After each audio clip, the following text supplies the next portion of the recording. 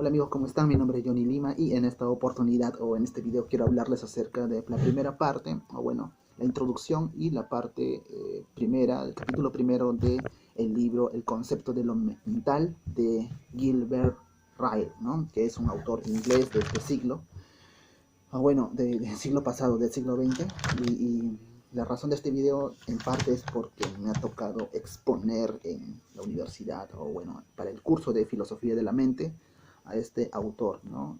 O este libro de este autor en particular. Muy bien, empezamos. No sé si les molesta o no, amigos, esto. Voy a leer el resumen o parte de las ideas importantes que he encontrado en este libro. Muy bien, el concepto de lo mental, en la introducción, Ryle menciona que el libro de alguna manera no pretende esto, o bueno, quiere de alguna manera hacer o presentarnos una teoría de la mente, pero, y ahí viene lo importante, no ofrece una nueva información sobre la mente. Es decir, presentar una teoría por un lado, pero no presentar mayor información, como que ya de alguna manera todo lo que se puede saber acerca de la mente ya está preconcebido en cada uno. Por lo tanto, no nos va a presentar cosas nuevas acerca de la mente, ¿no? La siguiente idea es, muchos especialistas saben cómo solucionar los problemas que a diario los planifica el carácter, ¿no? Eh, Muchos especialistas, ¿no? Pero, y el intelecto de los individuos que tratan. Es decir, que hay algunos especialistas que, pongámoslo, ¿no?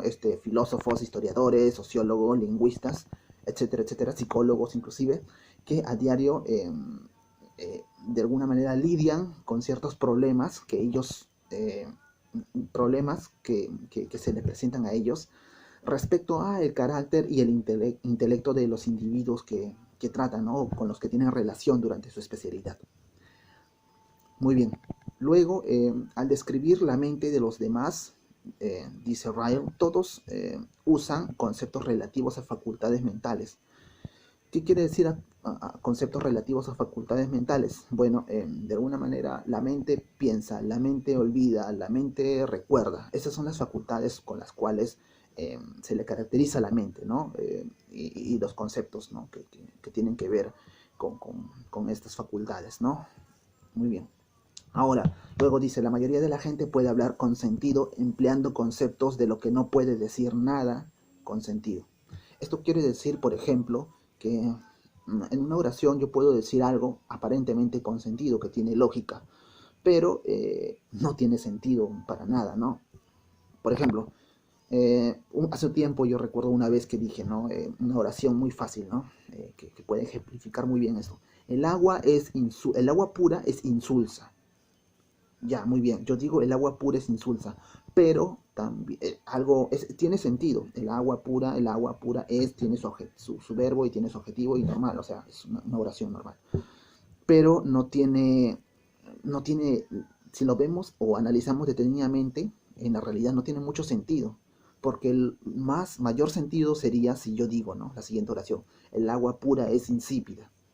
Porque el agua pura de hecho es insípida y de hecho es una característica esencial del agua, no que se insulsa. Insulsa quiere decir que tiene poco o es una agua que de alguna manera ha podido tener un sabor en algún tiempo y que ahora no lo tiene.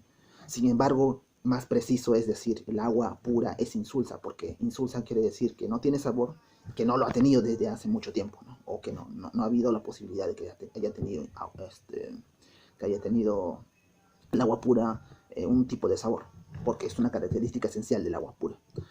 Es por eso que Ryle dice, ¿no? Muchas personas pueden hablar con conceptos, empleando conceptos, conceptos con sentido, pero no dicen nada con sentido. Muy bien.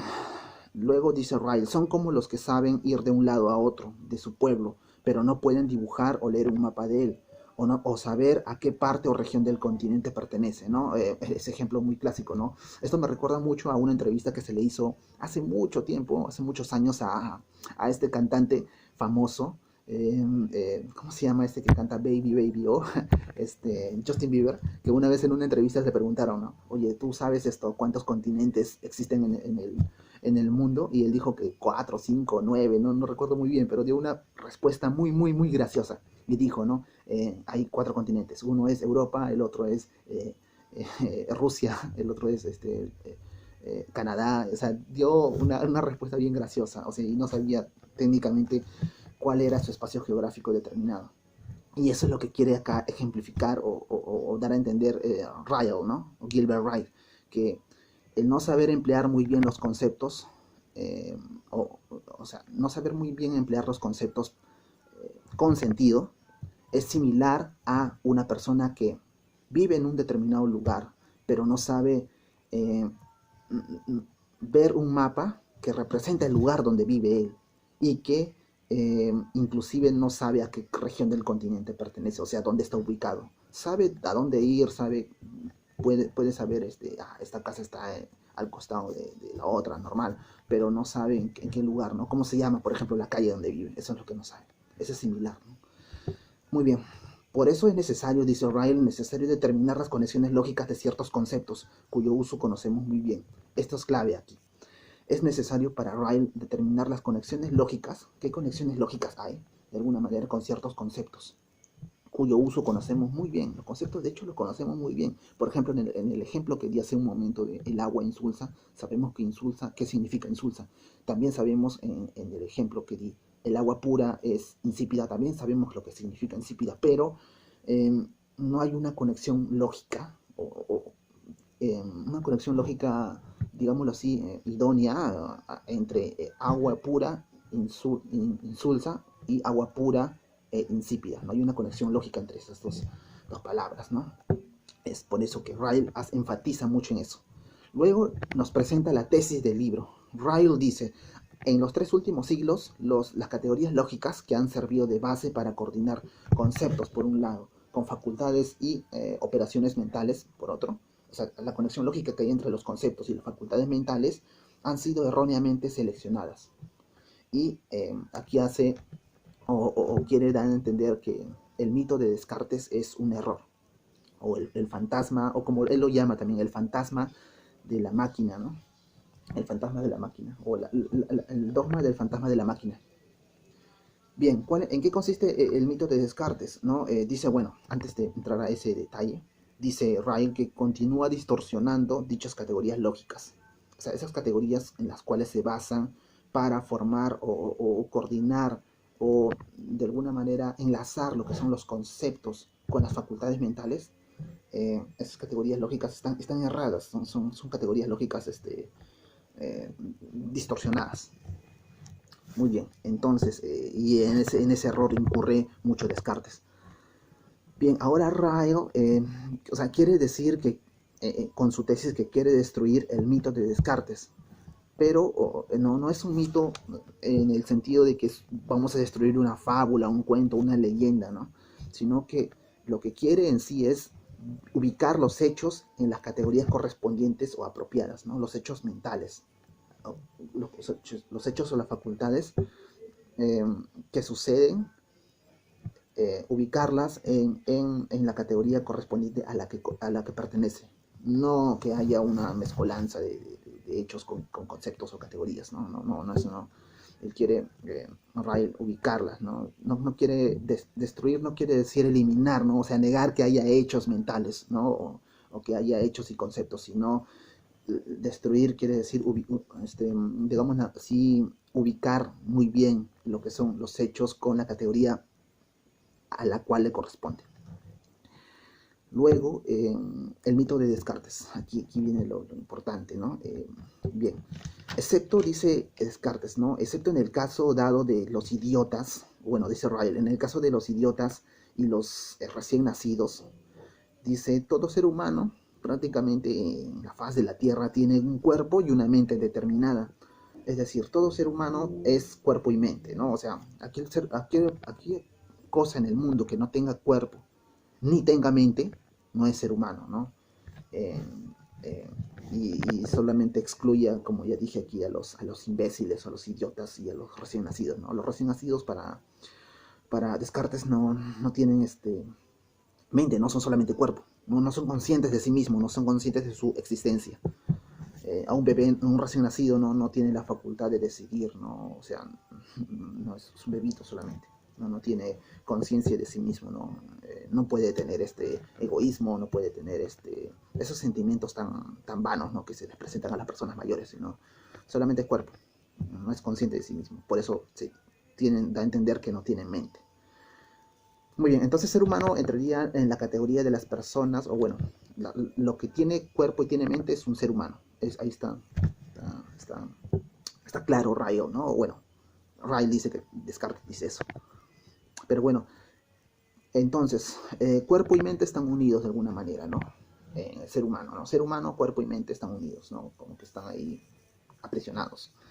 Y Ryle menciona también algo importante. Dice, incluso después de la muerte del cuerpo, la mente puede seguir existiendo y por ende funcionando.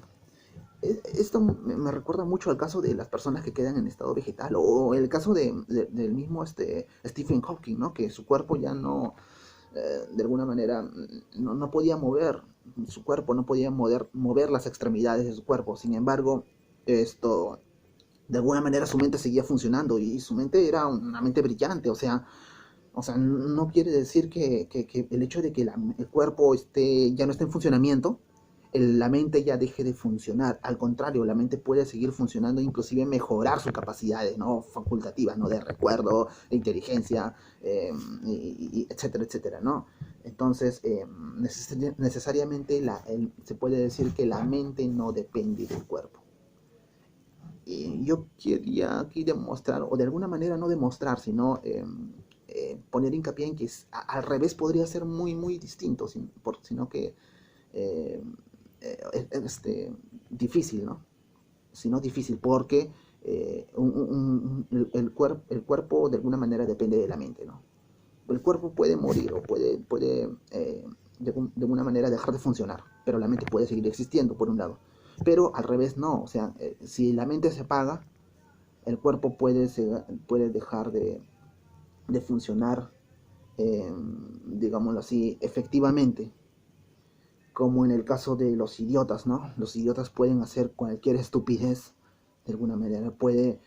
Si no tienen la mente o la capacidad para pensar muy bien lo que hay en su realidad, puede incluso dañarse a sí mismo, ¿no? O sea, autoflagelarse, no sé, un loco que suba a un tercer piso, cuarto piso, y de ahí se tire, no sé, y, o sea, no. O sea, en cambio la mente sí puede seguir conservándose, ¿no? Así el cuerpo no funciona.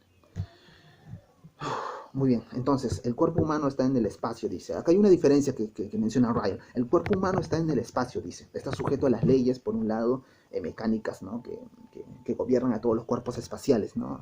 El cuerpo está en el espacio. Muy bien, se mueve, derecha, izquierda, arriba, abajo.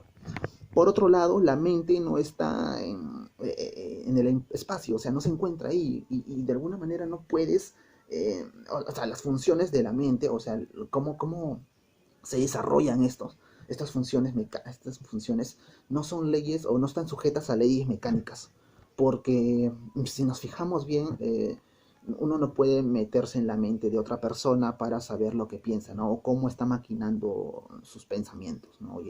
A menos que tenga, no sé, telequinesis, no sé, pero eso son fantasías, ¿no? Aquí para Ryle, una persona no puede saber lo que otra persona esté pensando, o cómo esté funcionando su mente por dentro. Muy bien, entonces las operaciones de la mente, dice Ryle, no son observables por otra mente, ¿no? Y su desarrollo es privado, no sabemos qué es privado, ¿no? No se puede saber qué hay en la mente de otras personas, o no podemos observar. Entonces, con respecto a operaciones de la mente, se refiere a recuerdos, olvidos, ideas, creaciones que uno puede estar maquinando dentro de su cerebro, ¿no? Dentro de su mente. Estas operaciones no se pueden no pueden ser visualizadas por otras personas. Es individual, cada uno tiene esas operaciones, cada uno las maneja y sabe lo que hay dentro de ellas. Otra persona no puede saber, punto. Entonces, ya, la doctrina oficial, dice, ¿no? Esta es la doctrina oficial referida en forma peyorativa de alguna manera por Ryle, que dice, o menciona el dogma del fantasma en la máquina, que es lo que presenta Descartes de alguna manera. Ryle quiere probar aquí que este dogma es falso, este dogma del fantasma de la máquina es falso, o es un error es un error categorial. Muy bien. Entonces, aquí dice Ryle o hace una distinción, ¿no? La mente son cosas, eso es indudable, son cosas, pero no son cosas de un tipo distinto de los cuerpos. O sea, también son cosas, tanto mente por un lado y cuerpo por otro lado, son cosas, pero es la cosa de la mente es distinta a la cosa que es del cuerpo, o sea, de la que está constituido el cuerpo. Son cosas, pero de una categoría o de una forma distinta a la del cuerpo, pero son cosas ambas, mente y cuerpo. Entonces, los procesos mentales son causas y efectos, pero diferentes. Son diferentes a las causas y efectos de los movimientos corporales. O sea, tanto mente por un lado y cuerpo por un lado tienen causas y efectos. La mente tiene causas y efectos, el cuerpo también tiene causas y efectos. Pero las causas y efectos de la mente son distintas a las causas y efectos de la mente. Perdón, del cuerpo, ¿no? Eso quiere decir Ryle. Entonces, acá hace una distinción, ¿no? O el meollo del asunto, ¿no? O el problema de Descartes que menciona Ryle. Dice, la diferencia entre lo físico y lo mental fueron representadas como diferentes, como diferentes, ¿no? Las diferencias entre lo físico y lo mental están representadas como diferentes dentro del marco común de las categorías de cosa, de estado, de cambio de causa, de efecto, etcétera, ¿no? ¿Qué quiere decir esto? Que la diferencia, como se dice aquí, ¿no? Obviamente, la distinción que hay entre lo físico y lo mental son representados, o sea, es obvio que hay diferencias, ¿no? Como dije anteriormente, las causas y efectos de la mente son distintas a las causas y efectos de los cuerpos. Hay diferencias, muy bien, pero la forma en que son representadas estas diferencias o hacen notar estas diferencias entre la mente y el cuerpo, entre las causas y efectos de la mente y las causas y efectos del cuerpo, están o son representadas estas diferencias dentro de un marco común de categorías. O sea, utilizan la diferencia, pero utilizan las categorías similares a ellas, ¿no? O sea, no puedo distinguir algo por medio de... Ryle lo que quiere decir, y lo que yo entiendo, es que no puedes distinguir la diferencia entre la mente y el cerebro de alguna manera utilizando las mismas representaciones categoriales en ambos lados, ¿no? Como por ejemplo, cosa. Cosa es tanto mente como cuerpo, pero mente y cuerpo son cosas distintas, no, o sea, el estado del cuerpo no es lo mismo que el estado de la mente, pero distintos, no.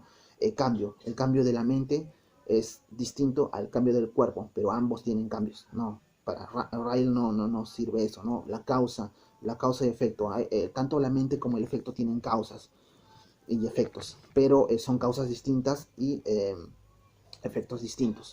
No se puede, o sea, tiene que tener otras palabras, otras categorías para,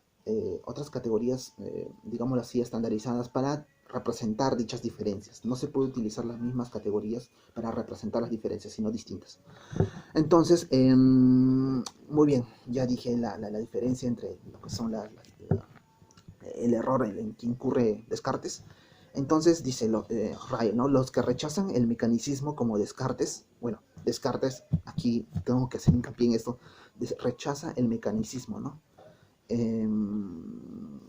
Y esto de alguna manera es porque Descartes de alguna manera estaba muy comprometido con lo que es el avance científico, ¿no? De su época. No puede rechazar que haya categorías como la de cosa, la de estado dentro de la mente y dentro del cuerpo.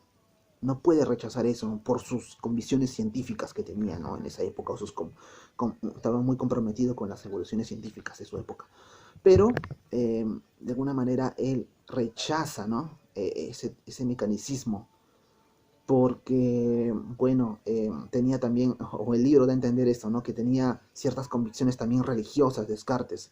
Así es que el mecanicismo dentro de la mente para Descartes no vendría a ser muy adecuado, ¿no? para representarlas dentro de la mente. Muy por el contrario en el cuerpo, sí. Por eso dice, los que rechazaron el mecanicismo como Descartes, dice Ryle, representaron las mentes como, o sea, Descartes representa la mente como procesos causales parecidos a las máquinas, pero también representa a las mentes como procesos causales considerablemente distintos a las máquinas. O sea, aquí entra el concepto de teoría paramecánica, porque por un lado, los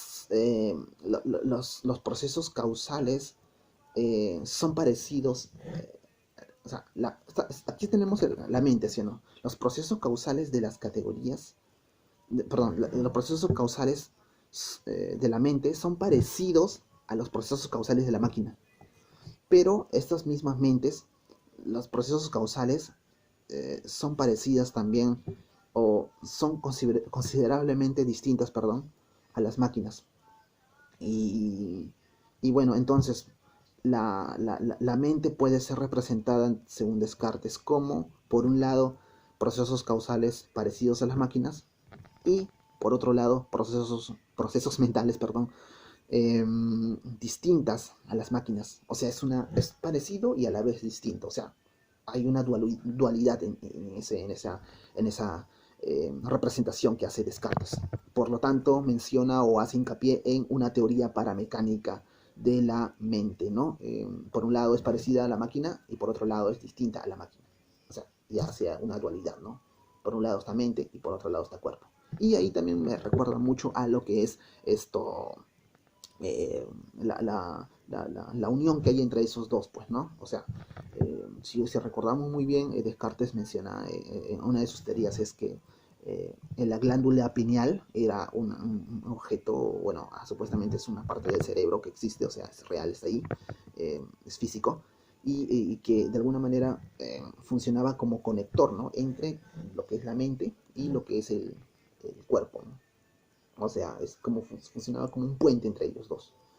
Eso vendría a ser la dualidad para Descartes. Y por lo tanto, si había un puente entre cuerpo y mente, entonces era dual, ¿no? O sea, había por un lado mente y cuerpo y ambos formaban el ser humano o la persona, ¿no? Y por lo tanto había una teoría paramecánica, como ya dije, ¿no? Pero Ryle va a estar en contra de esta teoría paramecánica y creo que eso ya debería de abordarlo en un siguiente video que ya creo que ya me estoy tardando demasiado. Son 22 minutos en los cuales he hablado acerca de esto. Muy bien, espero que se haya entendido de alguna manera esta primera parte. Ya mañana subiré el segundo video donde hablo acerca de la crítica que hace Ryle a esta teoría paramecánica o este dogma del fantasma en la máquina que hace Descartes, ¿no? Muy bien, espero que les haya encantado el video, les gustado. No se olviden de suscribirse, darle like, esas cositas que de alguna manera me ayudaría mucho para seguir difundiendo lo que es este tipo de conocimientos, ¿no? de la teoría espacial llamada filosofía, ¿no? Nada, espero que les haya gustado. Soy Johnny Lima y hasta pronto. Chao.